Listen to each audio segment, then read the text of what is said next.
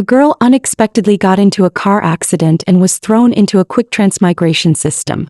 Her mission: rise to the top of life as a cannon fodder side character, without breaking the original storyline.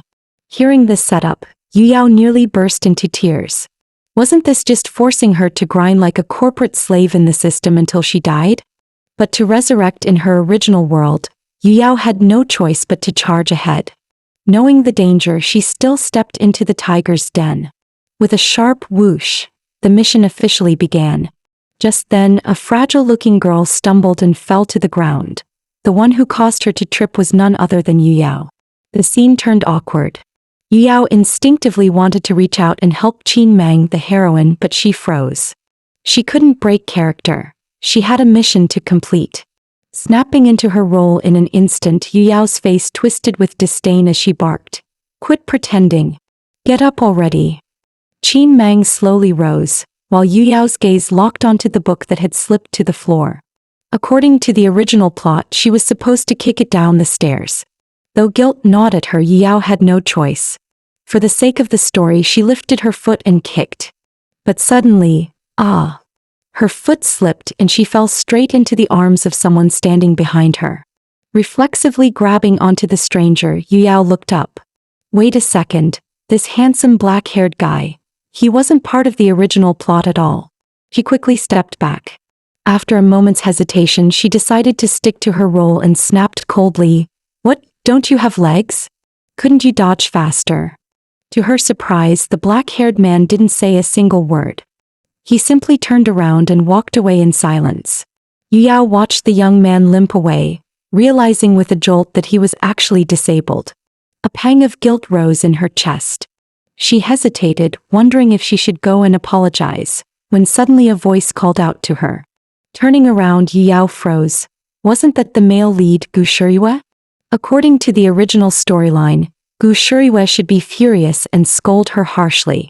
But the words he spoke next completely caught her off guard. "Yuyao, stop doing these childish, meaningless things. You're only hurting yourself." His tone was unexpectedly gentle.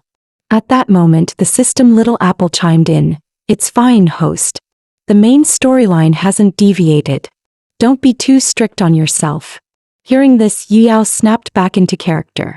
She threw out a harsh, "We'll see about that," before turning away with feigned confidence. Guur remained where he was, bending down to pick up Mang's book, quietly pushing the plot forward. "Because of her, you've always been troubled. I'm sorry. I'll talk to her properly," Guur said to Mang. Mang blinked in surprise. Why was Guur suddenly so polite, even distant? Just moments ago, he hadn't been like this at all. Yet only Guur knew the truth. He had been reborn into this life. He owed nothing to anyone anymore, and this time he would live solely for himself. Yuyao felt something was off, but before she could dwell on it, the system chimed. The next storyline is about to trigger. In the original plot, right after leaving school, the original host ran into Ching Xen, a thug from the vocational school across the street. At that time, Ching Xen was short on money, so she bribed him from the start to bully Mang. Hearing this, Yuyao thought to herself, this part should go smoothly. Just as she turned, a staggering figure caught her eye. It was the same boy she had bumped into earlier. Guilt pricked at her heart, but she had to stick to her villain persona. Still, with the male lead not around, she didn't have to worry about breaking character. She was about to call out to him when, out of nowhere, several thugs surrounded the black-haired boy. As fists were about to fly, Yuyao rushed forward, planting herself between them. "If you've got a problem, talk it out, no fighting," she snapped. One thug snarled with a twisted face, "This brat hurt me. I want compensation. If you're really that kind, pay up for him." The black-haired boy behind her tried to speak, but Yuyao cut him off coldly. "I'll pay for him. Just don't lay a hand on him." The thugs grabbed the cash, counting it with greedy grins spreading across their faces. Seeing they weren't backing off, Yuyao raised her voice in warning. "Robbery over 2,000 counts as a criminal offense. You still want to push your luck?" The thugs froze, then decided to quit while ahead. They turned and left, and only when their figures disappeared down the street did Yuyao finally let out a quiet sigh of relief. At that moment the man behind her spoke calmly. I'll pay you back. Yao quickly waved her hand. No need. I was planning to apologize for what happened at lunch anyway. But no matter how much she explained, the man remained expressionless, his face unreadable. Seeing he had no intention of responding, Yao gave up and hurried off. She still had a mission to complete. Only after watching her rush away did the man slowly loosen his grip on the dagger hidden in his hand. Meanwhile, another key figure of the plot, Ching Xen, had just finished a street fight. Though he had dealt with his troublemakers, he now sat worrying about not having money for his tuition. Yao walked straight up to him and called his name. Ching Xen lifted his eyes and asked coldly, "What do you want?" Curling her lips into a faint smirk, Yao replied, "I'll pay you. How about I hire you to do something for me?" She didn't realize how it looked in Ching Xen's eyes. As a reborn soul, Ching Xen knew that in his past life Yao had died from her own recklessness. Seeing her trying to act tough now, he found her oddly amusing. Pretending to be calm, Ching Xen asked evenly, "And what do you want me to do?" Yao waved her hand dismissively. "Simple. Teach someone a lesson for me." Ching Xen chuckled, raising 3 fingers. 3,000. Yao didn't even hesitate. Deal. With the scene completed, she finally felt relieved and turned to leave. What she didn't see was the glint of mockery flickering in Ching Xen's eyes as he watched her go. Early in the morning, Yao's mother woke her up. The family of 3 was heading out for a picnic. The original host had a caring mother and a gentle, successful father. Yao couldn't understand it. With such a perfect life, why had the original host thrown it all away for a man, only to drive herself into a dead end? When the car stopped at a red light, Yao glanced out the window and spotted the boy she had bumped into at school. He was standing at the bus stop with his frail-looking mother. Yao quietly asked the system, "Can I help him?" Little Apple hesitated before answering, "It should be fine. He isn't part of the original storyline, so it shouldn't affect the plot." Without another thought, Yao asked her father to pull over. She got out and invited the mother and son to ride with them to the hospital. At the hospital, while helping them register, Yao took the boy's ID and learned his name, Wshia. After settling Wshia's mother in, he politely thanked her parents. "Thank you, Uncle, Auntie." Then he turned to Yao. "Thank you as well." Yao was surprised he even knew her name. Could it be because the original host was infamous at school? Before leaving, Yao's father handed Wshia his business card and said, "If you run into any trouble, you can contact me." As they were about to go, Yao secretly slipped Wshia another card. It was her own meal card. After the family of 3 left, Wshia was left puzzled. He had only recently transferred to this school and had heard the rumors. Yao liked the school heartthrob Guur, and she had a terrible reputation. Most people despised her. But that day in the hallway, Wshia clearly saw Yao hadn't even touched Mang before the girl fell. And that fierce expression Yao wore, it was obviously just an act. With these thoughts swirling, Wshia pulled out his phone, his eyes thoughtful. It shouldn't have concerned him at all, but he still sent out a single text message. In it, he declined a shady deal, the proposal to steal confidential files from Tingchuan, Yao's father's company.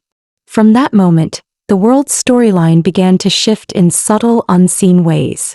The next evening, when Yao returned home, her mother told her that the boy she had helped yesterday had sent over a fruit basket. Not only that, but he had also repaid the medical fees in full. "He's a good kid," her mother sighed. "It's just such a pity he walks with a limp." Yao nodded and had just sat down to rest. But then Tingchuan spotted a slip of paper tucked inside the fruit basket, a message that instantly drained the color from his face. Without a word, he grabbed his coat and rushed out the door. Just as Yao was about to ask more, the system Little Apple cut her off.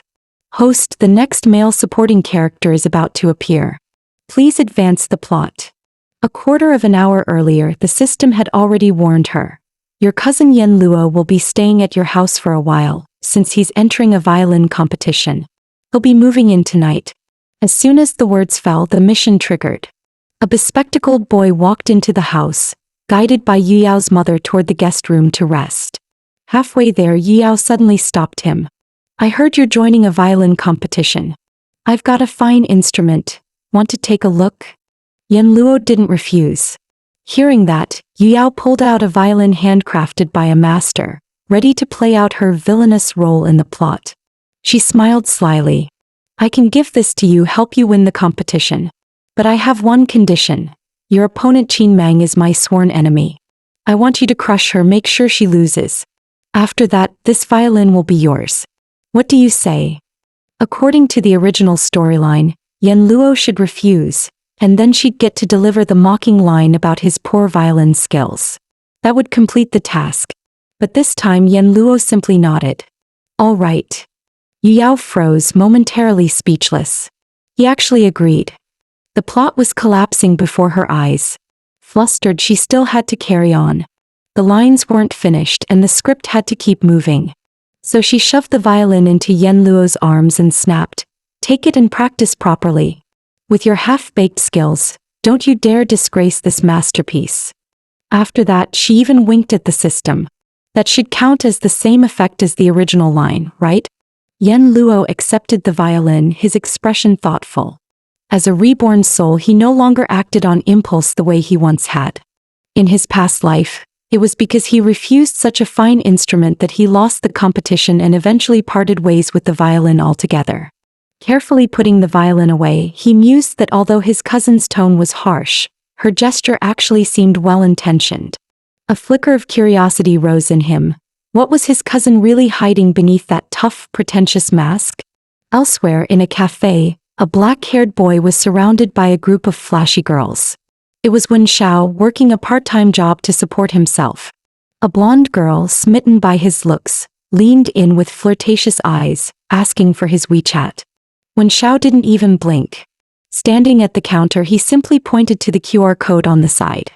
"Scan this if you need something," he said flatly. The girl froze, embarrassed. She had never met a man so oblivious to her charms.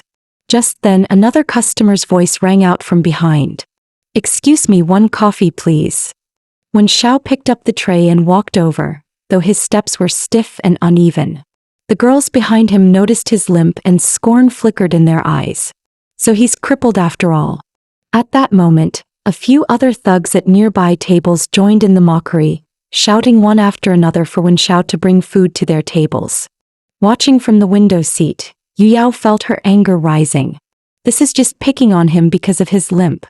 As the gang prepared to hassle him further, Yuyao stood up abruptly, walked straight to Wshia and hooked her arm around his with a bright smile.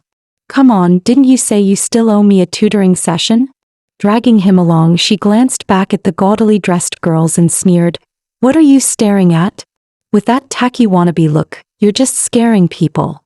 Then she marched right up to the troublemaking punks and unleashed a barrage of sharp words, leaving the blonde-haired thugs stunned and speechless. From behind, Wshia couldn't help but smile faintly as he watched Yuyao's arrogant, fiery act.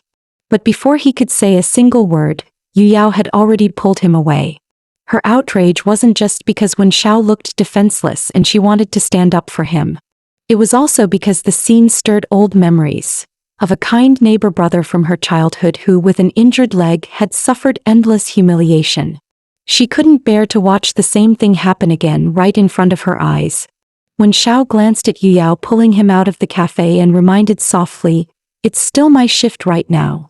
Yuyao smiled, waving her hand in apology. Inwardly though, she thought, working outside like this, he's bound to get bullied. And since he clearly needs the money. With that thought, she tilted her head playfully.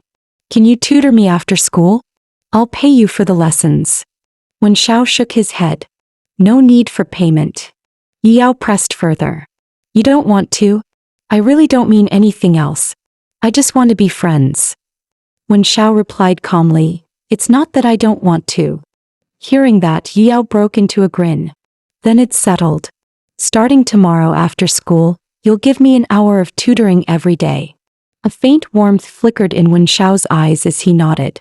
For the first time he felt maybe, just maybe, he could believe there was more to this world than ugliness. From then on, Wshia came to tutor Yuyao every day after school.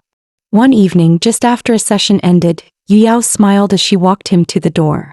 But when she turned back, she spotted the third male lead, her cousin Yanluo, leaning against the doorway. Meeting his eyes, Yuyao instantly switched on her villainous persona, her gaze sharp with scorn. Back from class. Tomorrow's the big competition. With your half-baked skills, I'd say you don't stand a chance. Yanluo said nothing in return. He simply turned and walked away. Watching Yanluo's back as he left, Yuyao finally let out a quiet breath. Good, if my persona didn't collapse and the hatred points should be stable now. But behind her, when Xiao asked in confusion, "Why did you say that on purpose?" Yuyao turned her head, her gaze evasive. "I just don't like him, that's all." When Xiao studied her in silence. Then he reached out and gently ruffled her hair, thinking she was just like a proud little cat. Yuyao froze, startled by the warmth of his touch, and looked up at him in a daze. Only then did Wen Xiao realize he had gone too far and quickly pulled his hand back.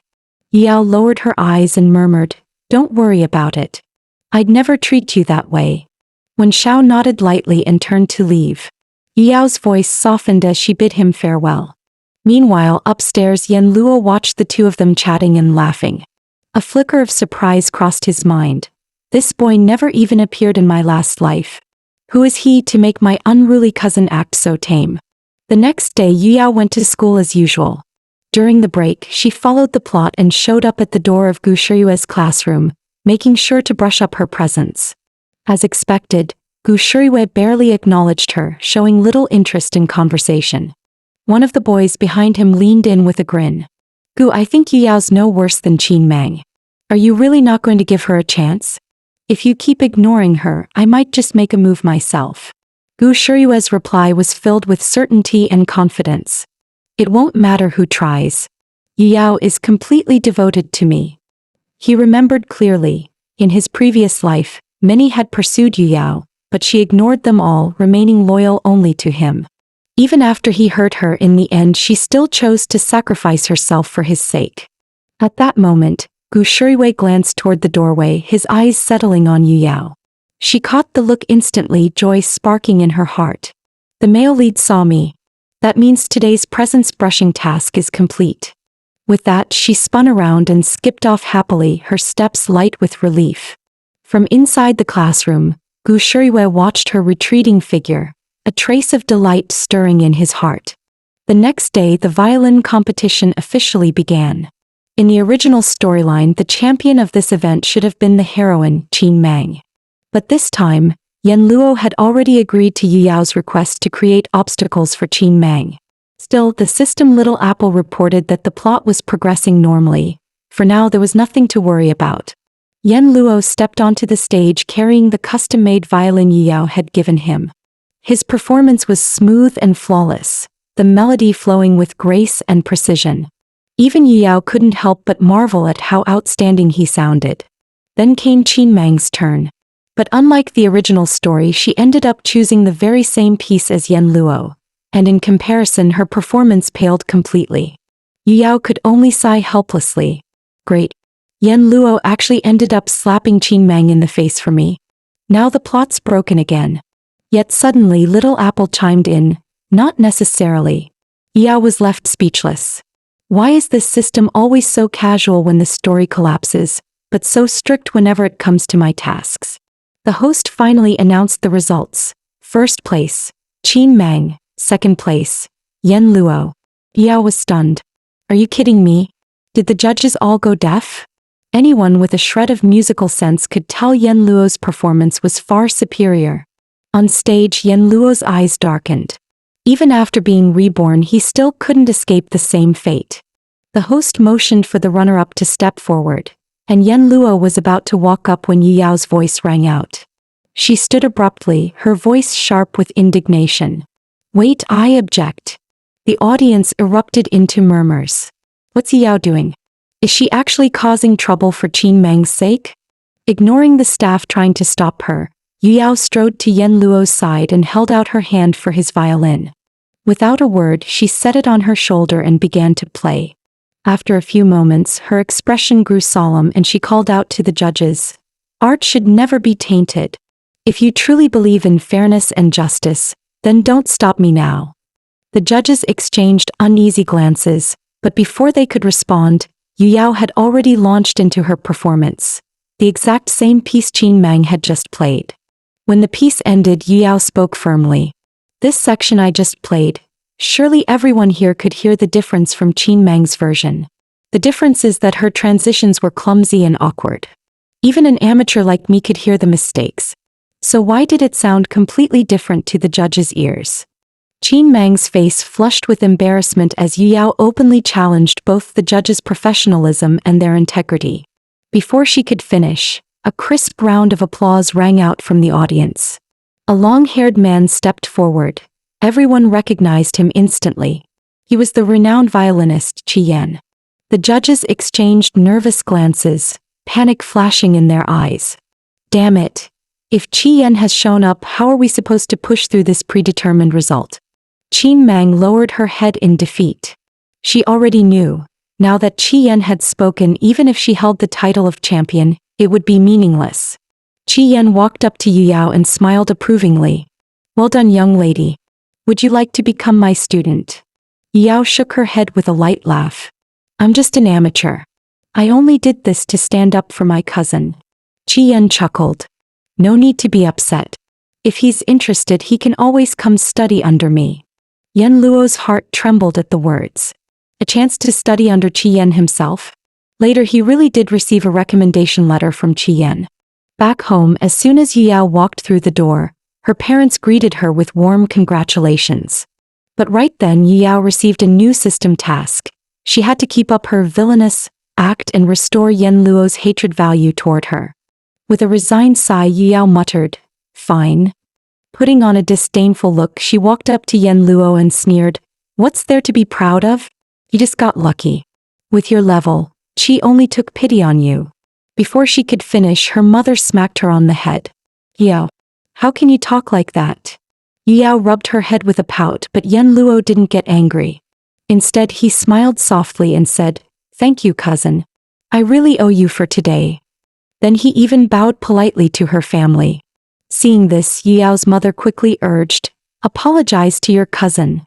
Yu Yao was baffled. What's going on? My act has collapsed again and again, yet Yanluo still insists on thanking me?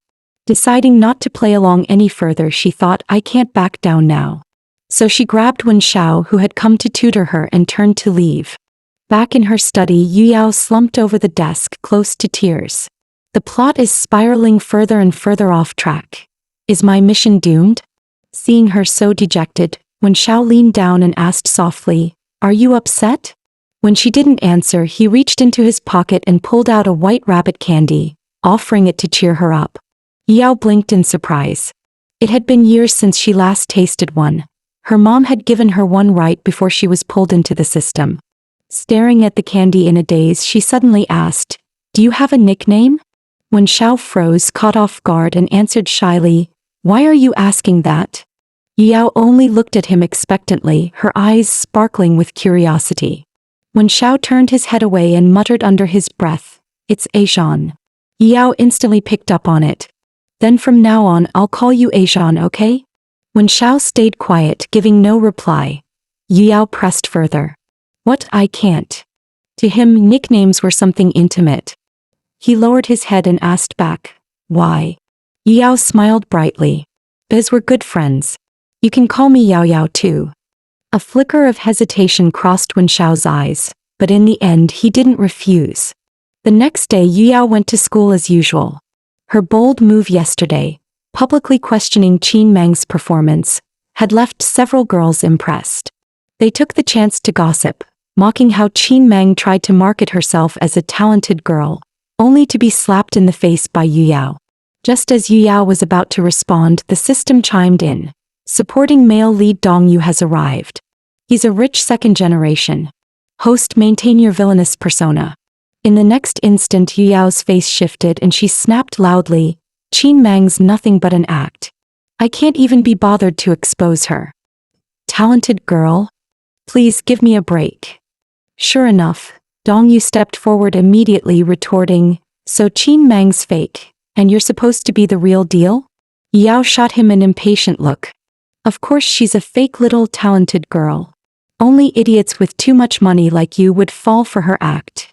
Dongyu's brow furrowed. Idiot with too much money, am I? Ah, you've got guts. Fine then, since you're the real talent, why don't you compete with Qin Mang?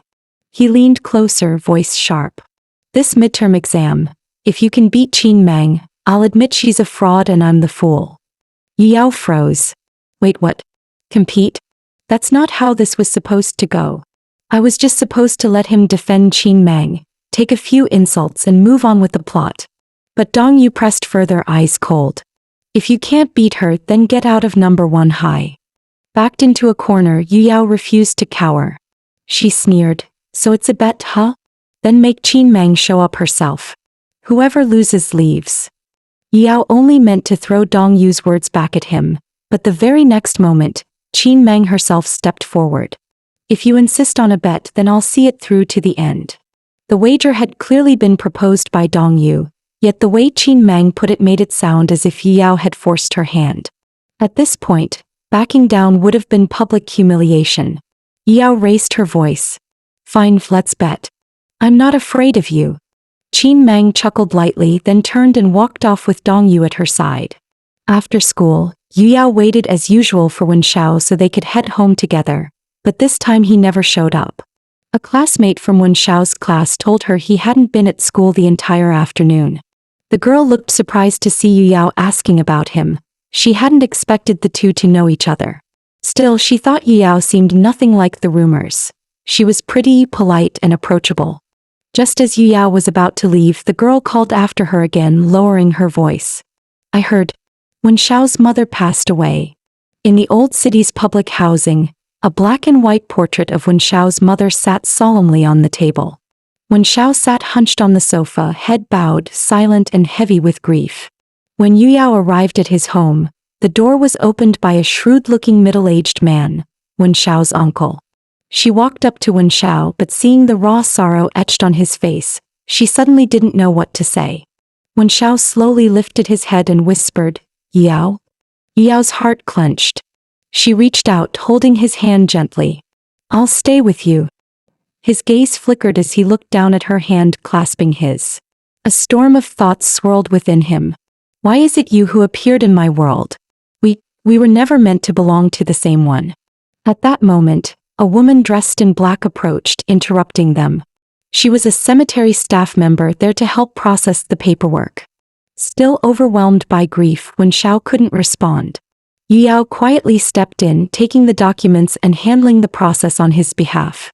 After a long while, as the sky grew darker, the arrangements were finally completed. The cemetery staff prepared to leave. Yu Yao thanked them politely, and as they walked away, the strangers couldn't help but feel a pang of sympathy for these two children forced to grow up too soon. Just as Wshia and Yu Yao were about to head back inside, his uncle and aunt approached with gentle smiles. Ajan, your mother's been sick for so many years. Don't be too sad. Hearing this, Yu Yao felt a small warmth in her heart. At least Wshia still has family to lean on. But before the thought could settle, his uncle's expression shifted, greed flashing in his eyes. Now that your mother's gone, and you know you were only a child she picked up, not her real son, this apartment should rightfully be shared with me, her younger brother. Yu Yao's face froze in disbelief. He stayed behind just to say something like this. The greasy middle-aged man pressed on, his tone dripping with greed. You and your mom were never blood-related. I'm her real brother. So half of this place belongs to me. Do you understand? Wshia remained unmoved, his face calm as he asked simply, and then? His uncle and aunt quickly shifted to a fake look of concern. So here's the deal. Sell the place to me at its original price. I'll give you half the money back. That way everyone's happy. At that, Yu Yao's patience snapped. She stepped forward, her voice sharp with anger. You've gone way too far. Wshia turned his head, meeting Yu Yao's furious gaze. She lashed out at his relatives. His mother was just buried, and instead of caring for him, you're scheming to take advantage of him. What kind of uncle does that? The man looked embarrassed, stammering, What do you mean taking advantage? I already said, we'll give him half the money at the original price. Yu Yao's eyes hardened, her tone sharp. You know exactly what kind of dirty scheme you're pulling. At this, the aunt lost her temper. She yanked Yu Yao by the arm and snapped, This is our family's business. Who are you, an outsider, to meddle? Yao was about to snap back, but before she could, Wshia, silent until now, suddenly grabbed his aunt's wrist with a firm grip. He had just uttered a single "you" when a stern male voice cut in from behind. Then you can explain yourself directly to the lawyer. It was Yao's parents. The uncle turned, face paling in shock. Why is President Yu here? For Yao's father was none other than his own boss. To be caught red-handed showing such shameless greed, he knew instantly his job as financial director was finished. The man tried to sputter an excuse, but Yu Tingchuan silenced him coldly. Save it. You'll speak with my lawyer from now on. Yu Tingchuan stepped inside and spoke softly to Wshia. My condolences. Stay strong. Then his eyes turned toward Yao. So this is what you meant by going to school? His tone left her tongue-tied, unable to respond. Wshia quickly stepped forward to explain. Please don't blame her, uncle, auntie. Yao only came because she was worried about me. If anyone's causing trouble, it's me. Yao's mother stepped in with a gentle smile to smooth things over, and at last the tense moment subsided. With that, the Yu couple took their leave.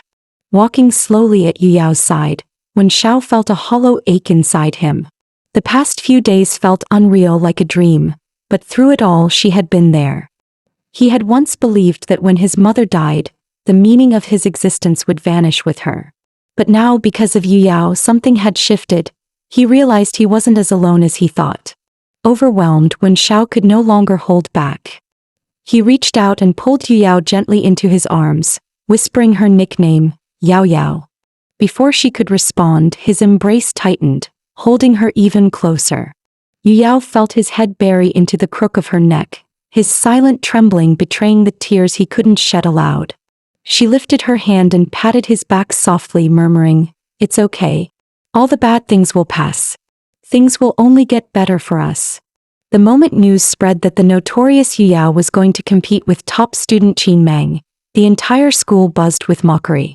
Everyone jeered that she was practically begging to be humiliated, eager to watch her downfall. But Yao only laughed when she heard it. In her past life, the one thing she never feared was academic competition. And now, with Wshia tutoring her, she finally had a solid excuse for her sudden improvement. Just then, Little Apple's urgent warning rang in her mind. Host, danger ahead. A man wielding a kitchen knife was charging straight toward Guur. At the critical moment, the system froze everything in place. Run, host. I've paused time for you. If you move now, you'll arrive just in time to shine in front of Guur. Yao frowned in confusion. Block the knife. But that wasn't in the script. Little Apple nearly exploded. Are you seriously nitpicking right now? If you don't save him, it'll break the original persona, and the whole plot will collapse. Gritting her teeth, Yao steeled herself. Either way, I'm doomed. Might as well gamble everything now. In the next instant, time resumed. The knife was just about to come down on Guur's head. Yao hurled herself forward, slamming into the attacker and knocking him to the ground. Her classmates rushed in, quickly restraining the man. The whole thing happened so fast that Guur stood frozen, stunned. He looked at Yao, his heart skipping a beat. She had been terrified, and yet she still threw herself in harm's way to protect him. So no matter the lifetime, Yao has always loved me with her very life. Guur stepped toward her, reaching out his hand gently. It's over now. Don't be afraid. In truth, Yao was trembling inside, but the system reminded her she couldn't break character. So she forced out a harsh-sounding reply. Who's afraid? Not me. But in Guur's eyes, she looked exactly like a frightened little rabbit. He didn't call her out.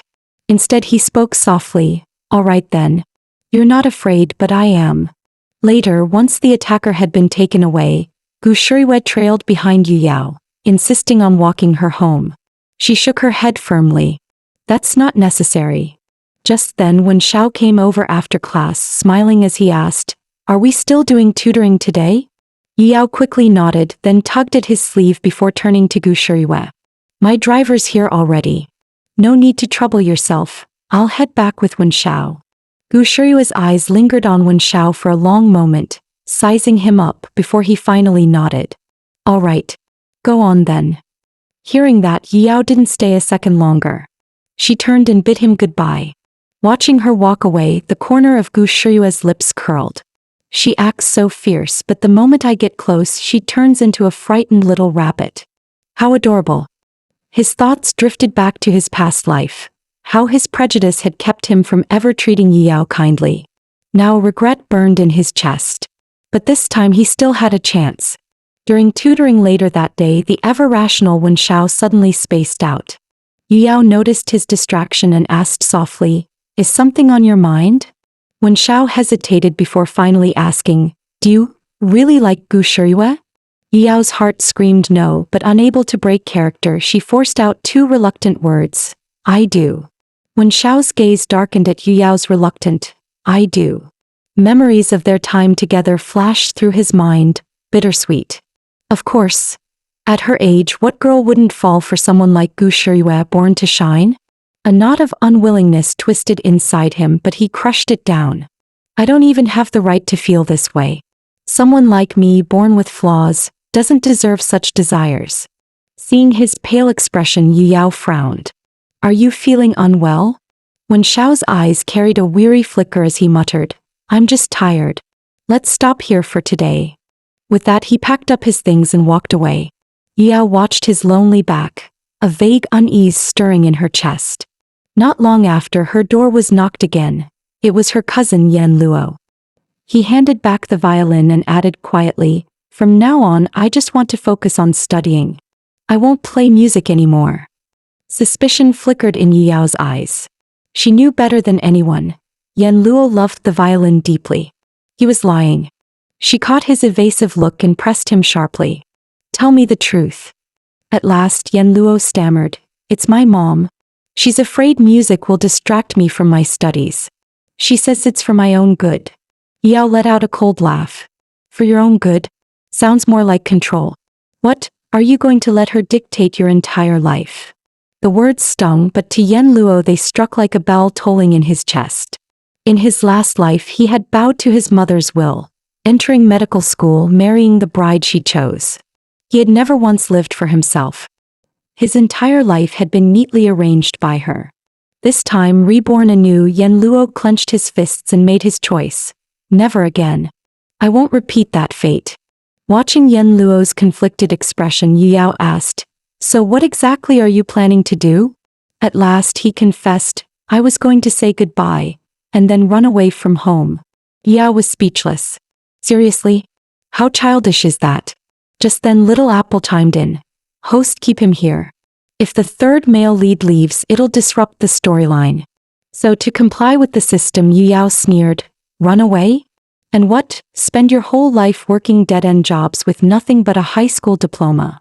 Yanluo lowered his head, muttering, It's the only way I can think of to resist right now. Yao rolled her eyes. Didn't Master Qi say he'd consider taking you on as a student? Why don't you give it a try? Yanluo hesitated.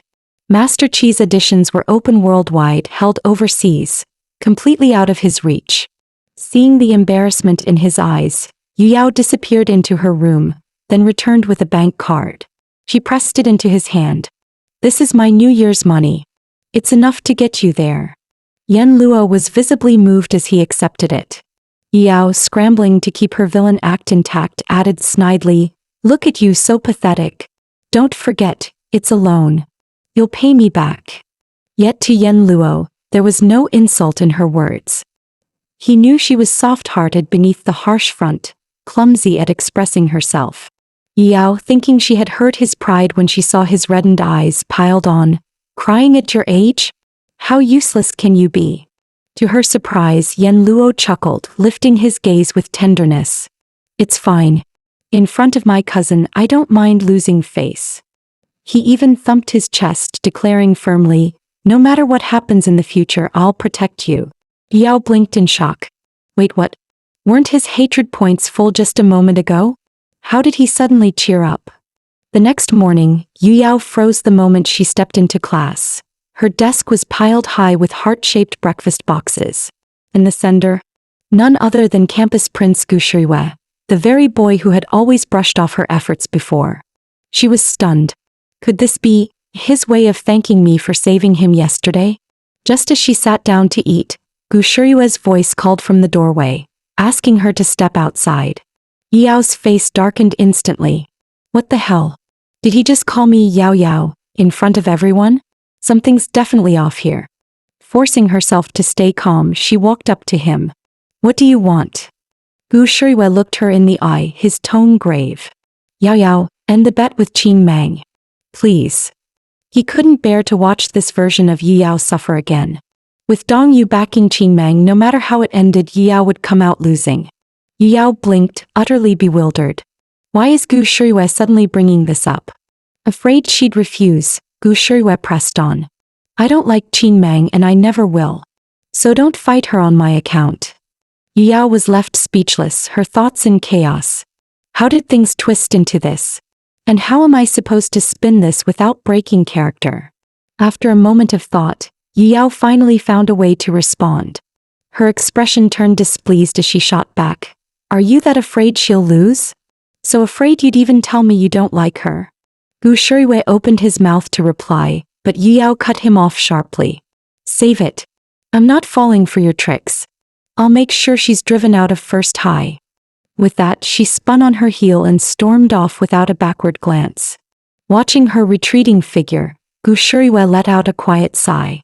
She's right not to believe me now. After all, in our past life I treated her far too coldly. His eyes flicked to Yu Yao as she slipped back into her seat. It doesn't matter. This time I have all the patience in the world. I'll wait until she trusts me. Back in her classroom, Yu Yao was anything but calm. Why are both Gu Shuiwei and Yanluo's feelings toward me going off script? The only solution she could think of was to keep her distance from the male lead and stabilize the plot. After all, Ching Xen was supposed to make his move next. As long as Ching Xen followed through and intimidated Qing Mang, then once the truth came out to Gu Shuiwei and Yanluo, their attitudes toward her would surely shift immediately. After school, Yu Yao quietly trailed behind Qing Mang. Sure enough, it wasn't long before a gang of thugs surrounded Qing Mang.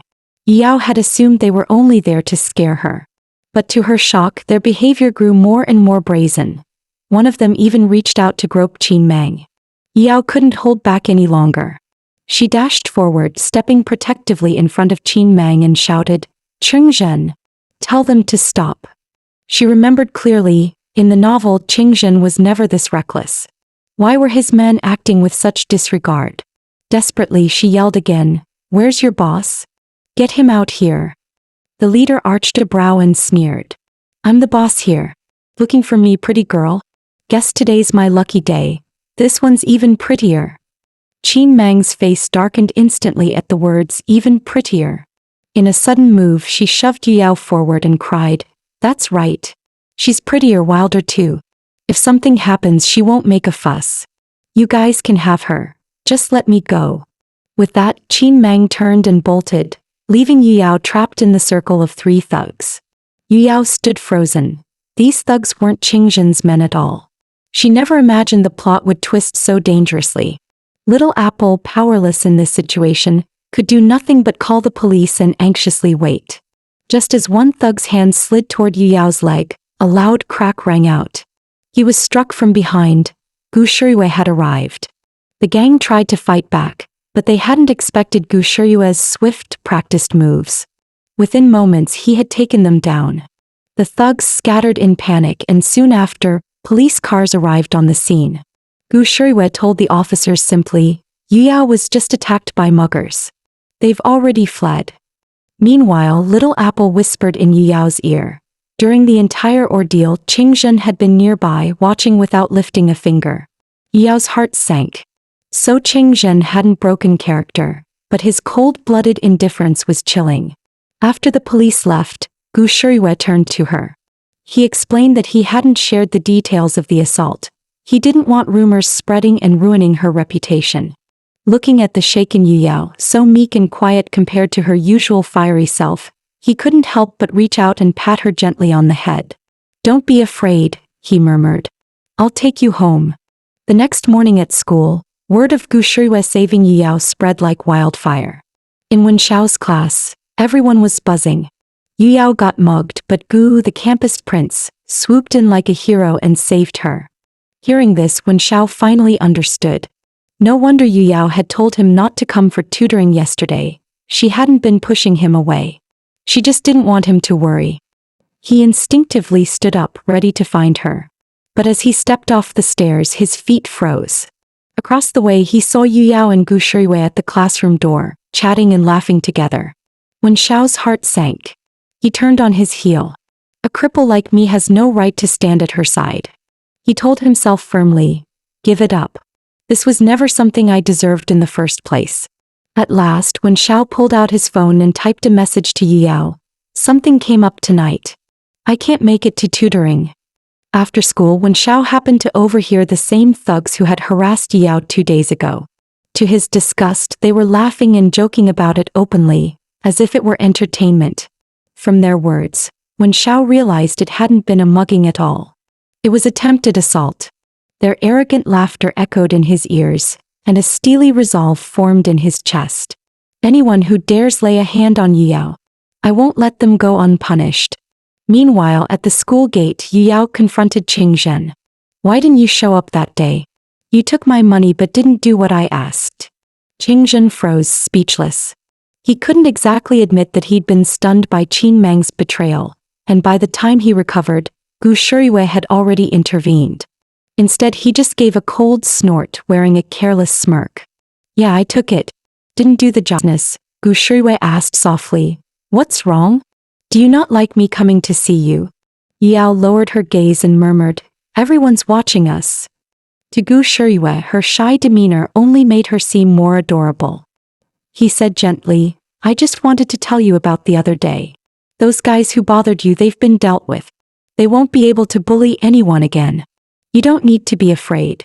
Yu Yao blinked in confusion. Dealt with? Just like that. Guur nodded, though he kept the truth to himself. In reality, the thugs had crossed the wrong people. They were beaten within an inch of their lives and dumped in a back alley trash heap, the scene gruesome enough to chill the blood. When discovered, none of them dared reveal who had done it. Hiding all that from her, Guur simply reached out to ruffle her hair and reassured her in a warm voice. What matters is they won't be troubling you again. After their conversation, Yu Yao returned to class still a little dazed. The whole thing sounded frightening, yes, but in a way she felt much safer now. Just as she finished packing her bag, her phone buzzed. A message from Wshia. I can't make it to tutoring again today. Yu Yao frowned. Why has he been so busy every single day lately? Determined to find out, she decided to go check on him herself. In truth, Wshia had secretly reached out to a hacker friend of his, the one he sometimes gave jobs to, asking for help dealing with the thugs. Sure enough, by the next day, those men were beaten to a pulp. Anyone who dares to hurt Yu Yao, Wshia will make sure they pay dearly. Worried, Yu Yao headed straight to Wenshao's neighborhood after school, intent on uncovering what he was really up to. Just as Yu Yao stepped into the neighborhood, the sound of muffled sobbing reached her from a corner. She turned her head and saw a man restraining a little girl, clamping a hand over her mouth to silence her. Yu Yao's instincts flared, human trafficker. She shouted at the top of her lungs, help! A kidnapper! Without hesitation, she charged forward and kicked the man hard in the back. Interrupted, the man's eyes darkened with rage. With a sharp swish, he pulled a knife from his pocket and slashed at Yu Yao. But not wanting to escalate the scene, he let go of the girl and bolted. A thin line of blood appeared across Yu Yao's neck. Ignoring the pain, she crouched to comfort the terrified child in her arms. Just then, a frantic voice echoed from the distance. Sang sang. Sang sang. It was Ching Xen rushing over. The little girl threw herself at him, crying, Brother! A bad man tried to hurt Sang Sang, and he hurt Big Sister too. Ching Xen's forehead was drenched in sweat, fear still clawing at his chest. Another second, and this life might have repeated the same tragedy all over again. In their past life, it was on this very day that Sang Sang had been assaulted by a scumbag. Ching Xen, burdened with guilt, now held his sister tightly and offered Yu Yao a heartfelt thank you. His gaze fell on the wound at Yu Yao's neck and he asked with concern, Are you all right? Yu Yao shook her head, feigning composure. I'm fine. Just then, Wshia happened to come down the stairs and caught sight of the scene. Alarmed, he hurried over to Yu Yao and insisted on taking her straight to the hospital. After Yu Yao was settled there, Ching Xen, still cradling Sang Sang, decided to head out to buy dinner. Yu Yao, keeping up her haughty facade, called after him, "Go on then, but don't you dare come back with some greasy street food just to fob me off." Ching Xen only chuckled, replying warmly, "Of course not. Whatever you want to eat, I'll get it for you." Yu Yao froze. Oh no. She didn't regret saving Sang Sang, but she never expected the girl to be Ching Xen's sister. The plotline, it's completely off the rails now. After Ching Xen left, Wshia peeled an orange and held it out to Yu Yao. "Dinner will take a while. Here, have some fruit first." Yu Yao reached for it, but the moment her fingertips brushed his, Wshia jerked his hand back as if burned. Silence lingered before Yu Yao finally whispered, "Is something going on with you lately?" Wshia shook his head. "No." The hospital room fell into heavy silence, neither of them speaking for a long time. Then, plop. A tear slid down Yu Yao's cheek. In a trembling voice she murmured, "I know you've been avoiding me, haven't you? Why don't you want to talk to me anymore?" Wshia looked up at her, startled. "'Tis crying for me?" With a soft sigh he said quietly, "Yu Yao, you don't understand. I'm doing this for your own good." Yu Yao suddenly reached out, grabbing his arm with both hands. Her dazed, glistening eyes locked onto his. "Ajan, don't run from me." Meeting that earnest, fragile gaze, Wshia's mind wavered, his defenses crumbling. In the next heartbeat he pulled Yu Yao into his arms and pressed his lips to hers. But almost as soon as their lips touched, Wshia pulled away, tense and panicked. He feared that if Yu Yao ever saw through the dark, selfish thoughts he hid inside, she would never want to see him again. Heart racing, he fled the room in haste. Watching his retreating figure, Yu Yao slowly realized for the first time, Wshia liked her. At that moment, the system's voice chimed in. "Host, don't forget, the mission comes first." Yu Yao pressed a hand against her flushed face, whispering back, "I've never even been in love before. Oh wait. Once I finish my tasks, then I'll start." During the midterm exam, the classroom was silent except for the sound of scribbling pens. Soon, the teacher announced that time was up and told everyone to hand in their papers. Just as Yu Yao stood to submit hers, a boy in a gray hoodie behind her suddenly shouted, "Teacher! She's hiding something in her desk, she's cheating." The teacher hurried over and opened her drawer. Sure enough, there was a cheat sheet tucked inside. Yu Yao protested immediately, "That's not mine." The system, flustered, apologized to her. It hadn't detected that someone was trying to frame her. The teacher's face darkened. "This will be reported to the school." Word spread quickly. Soon the entire campus was buzzing with gossip. Yu Yao was caught cheating on her exam. Rumor said she would have to give a public apology at Monday's assembly. To everyone else it looked like she was finished. Mang, however, remembered the bet she had made with Yu Yao. She suggested to Yu that he ask the principal to give Yu Yao another chance. A girl's reputation matters. Forcing her to apologize in front of the whole school, "It's too much," Mang insisted. But Yu shook his head. To him she was being far too soft-hearted. He warned her seriously, "You need to protect yourself first. If the real culprit isn't caught, then next time the target might be you." Mang felt touched, grateful for Yu's protectiveness. Principal Zhou flatly refused Yu Yao's request to review the surveillance footage, even mocking her in the process. But Yu Yao stood her ground. "If you won't check the cameras, I will never accept this false charge. Once the footage is reviewed, it'll be obvious whether I cheated or not." She even threatened to bring her parents into the matter, demanding the principal clear her name. Principal Zhou's face darkened with fury. "A student talking back like this? Outrageous. Fine, call them if you must. I'll be waiting in my office." Leaving the office with a heavy heart, Yu Yao ran into Wshia in the hallway. Gathering her courage, she asked if he believed her. Wshia didn't hesitate for a moment. "Of course I do." Just then the bell rang, forcing him to head to class. Still, he gave her a reassuring look and said, "Don't worry. The truth will come out soon." Before long, word spread across the school.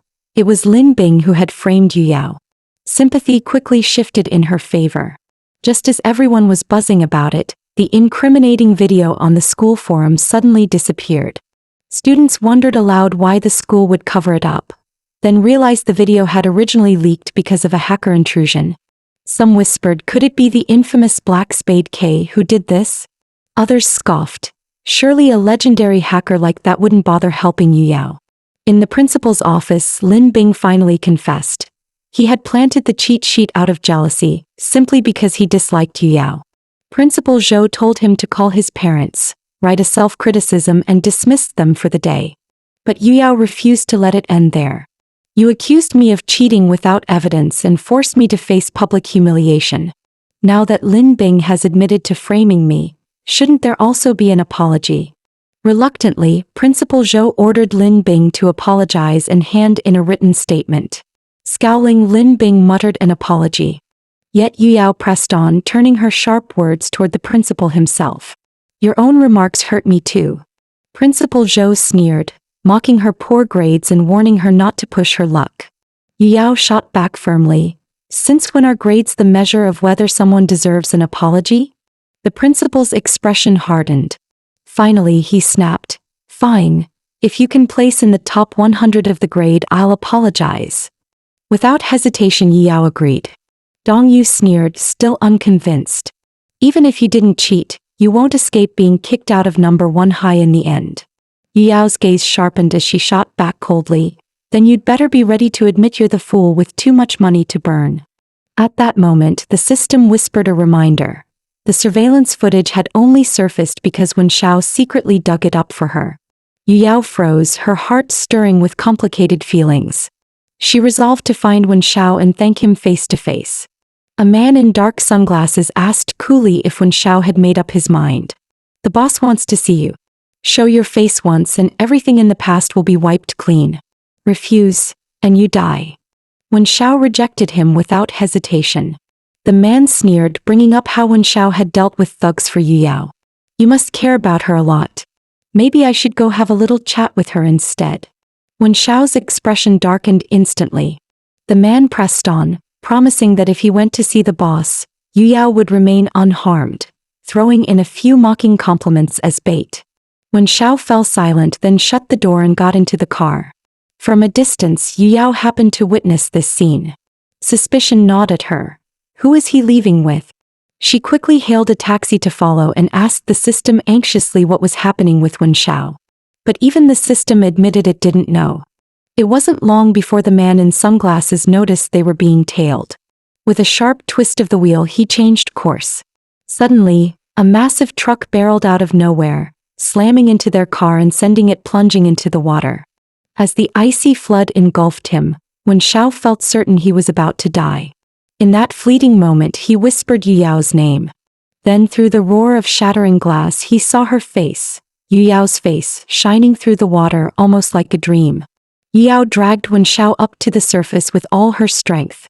The driver rushed over, handing them a stack of towels to dry themselves off. Their eyes met, shaken, breathless, and yet they couldn't help but smile at each other. Wshia asked softly, "Is there anyone else you'd risk your life for like this?"